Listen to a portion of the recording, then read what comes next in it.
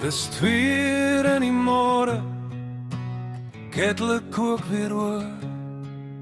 Jy staar na jou refleksie in die skottelgoed se spoor. Wie het jy geword tussen spaarresepte en skuld? Jou Bybel op Jesaja, maar jou hart voel nog aflig. Spooklig in die kombuis, praat harder as die nuus.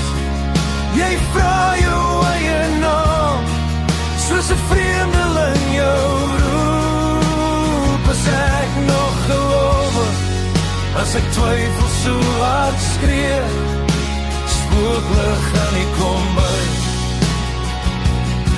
Ek en jy, en net die Here weet.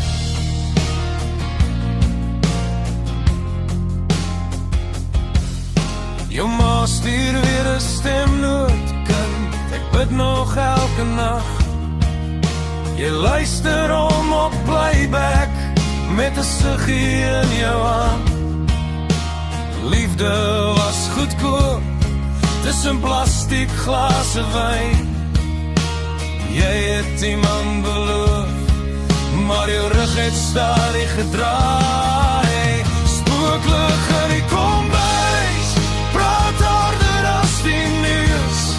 Jy vra oor elke verlies, wat jy net onder mens verskuil. As ek nog 'n goeie mens, as ek wegkyk van die leer, spooklig in die kombuis. Ek en jy, en net die Here weet. Jy lag so af in jou keel, ja nee, ons almal is moeg. My vriend, jou skadie sit langs jou neer, op die koue teelvloer se graan.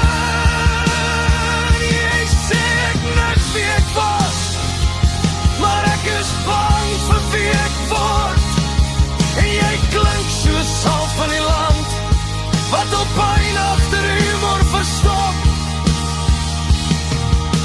Spooklig in die kombuis, praat sagter nou met my.